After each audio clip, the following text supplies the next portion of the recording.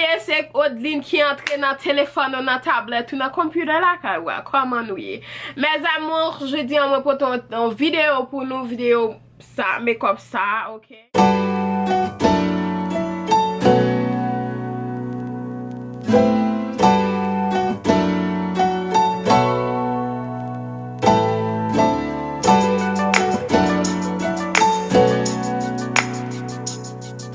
So guys, si nou ta reme wè koman mwen fè make-up sa, kontinye gade, pa bliye, pataje, pa bliye subscribe, pa bliye abone avèk chanel sa pou kapab jwen plis video. E pi, pese ti bouton notifikasyon pou pa rate rien que mwen lage. How ya doing? If you guys wanna see how I achieve this look, alright, just keep on watching.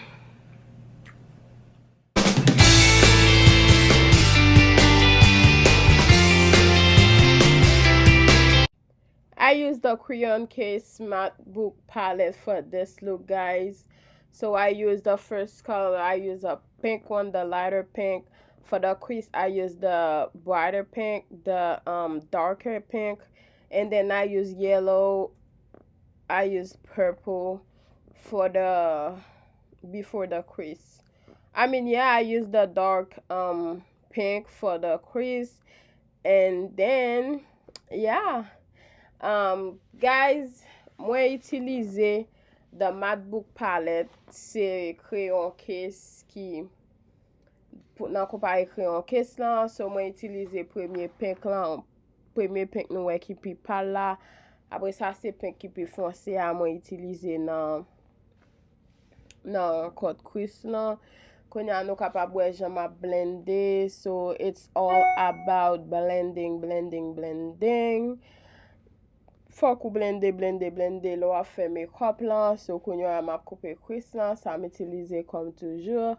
Mwen utilize LA Girl pour concealer.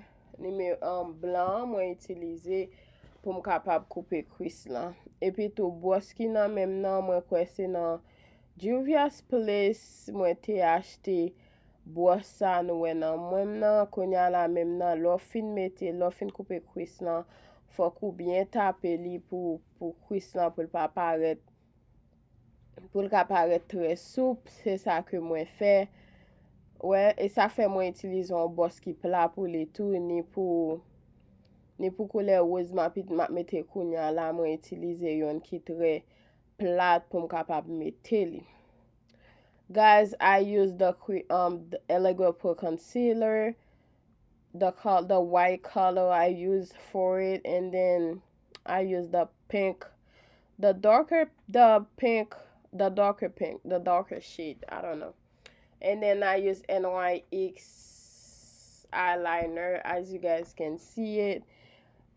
And what else? Oh, I use Benefit cosmetic for my eyebrows. So I use mine is the Guet Bois basic pencil.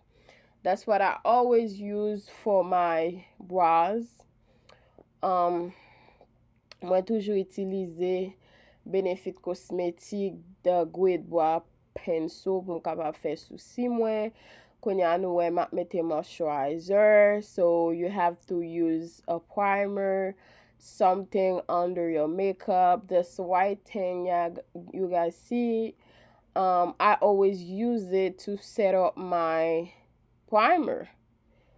It's like a primer too. It's like a powder primer. That's what I always use to. You guys can see it. Okay, you see that? Look at that. Oh my god. Yes, et m'a utilize Maybelline. So mkwen numéro shade mwen c'est 365.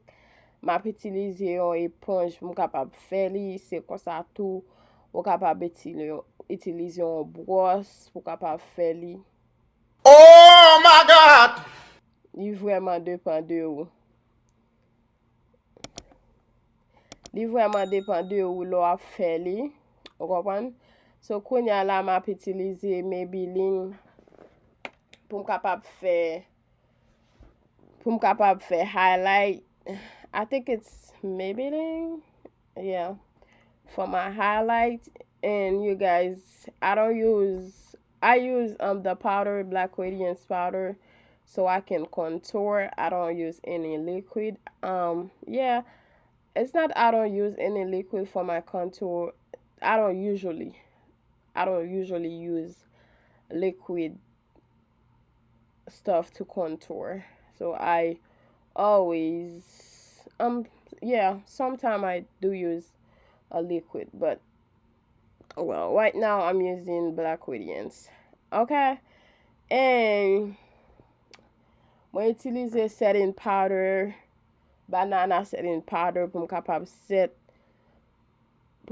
set concealer mwen nan highlight nan. You guys, nou weli, so mwen utilize an éponge pou m kapab fè syo ke tout bagay blende. Apre sa mwen go back avèk an bros. Bros sa ni éponge lan. Se nan Will Technique ke mwen achete li. Ok, nou wè jè map mette poud lan. Poud mwen ap itilize se banana setting powder. And then, nou wè wè jè ke mbral fè neon. Neon se men bagay ke m itilize pou li. Mwen stil itilize banana. Mwen stil itilize banana True Complexion palette. Palette sa se li men mwen stil itilize pou neon. Pou m de kapab fè neon vin pou m de kapab fè li vin très raffiné. Ok, so bos ki nan mèm nan se still Will Technique, and then nap spray avèk e.l.f. Pendant nap spray avèk e.l.f. pa bliye pou abone. Don't forget to subscribe, guys. Don't forget to subscribe and hit that notification bell button so you don't miss my uploading. Okay, so I'm using the matte. Is it Wash Me Blush from the Crayon Case? Yeah, I think that's the name. That's what I'm using for my blush. Mwen utilize Wash Me Blush palette from ki soti nan crayon nan de Crayon Case. Se la li soti, epi tou kou le ma fè bouche mwen kwe crayon ke mi utilize pou bouche mwen li se de Crayon Case. Ok guys, so partaje, pabliye, an pale nan comment nan, komante. Fèm konen ki kesyon nou gen, ki sa nou remen, ki sa nou pa remen, epi pou nou avanse pi loin. Epi tou lipstick ke mbra l'utilize ya, sa m'a utilize ya, se Live Glam Cosmetics, I think. Yeah. Bye guys. Napwen on lot video encore.